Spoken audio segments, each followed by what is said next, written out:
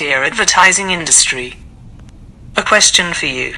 Why is it acceptable for some media publishers to report fake numbers or blatantly use click farms? There are many examples of this fraudulent behavior in the marketplace today, but nothing is being done about it. This has a destructive impact on the digital media industry. Reporting fake numbers and paying click farms to boost numbers is damaging to brands, agencies and the many publishers that act with integrity. This behavior should never be tolerated. Yet it is. Why? Specifically, a question to one of Ireland's highest profile media groups, Maximum Media, on the number of plays that they have achieved on SoundCloud for their weekly business podcast, The Capital B. Just to put it all in context, The Capital B is sponsored by the state-owned Allied Irish Bank. Allied Irish Bank has been paying good money to engage with a large audience through the Capital B podcast. However, anybody paying close attention to the performance of the Capital B since it began will have noticed very obvious discrepancies. Every week since the launch of the Capital B there has been one day each week, usually a Thursday, where the reported plays increase hugely, usually overnight. This overnight jump in plays happened for 13 of the 18 podcasts we monitored. For example, let's look more closely at episode 12, Game for a Laugh. On the 19th of May, 4 days after being released, it had 323 plays. On the 20th of May it had 2,984 plays. On the 21st of May 3,016 plays. On the 22nd of May it had racked up 3,168 plays on SoundCloud.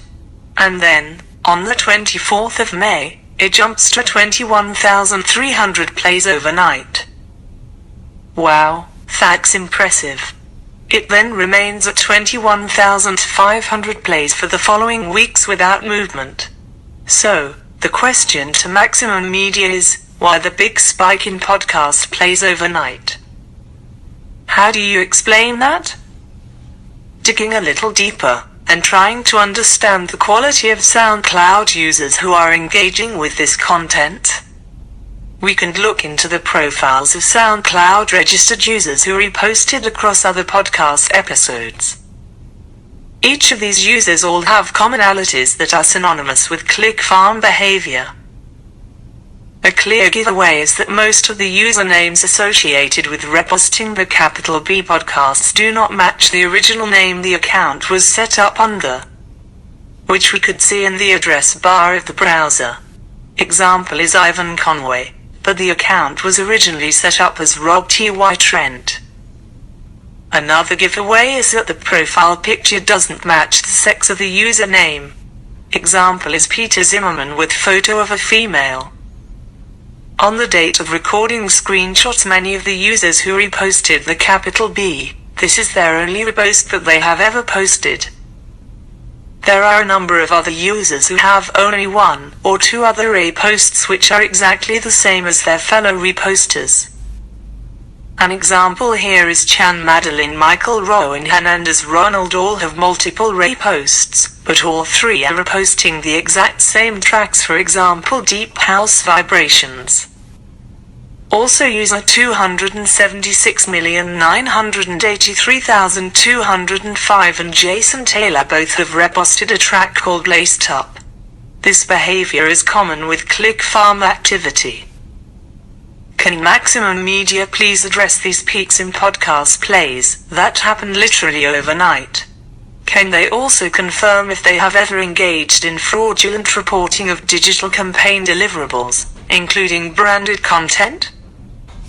I will give them the right to reply, and I really hope that they have a rational explanation for this.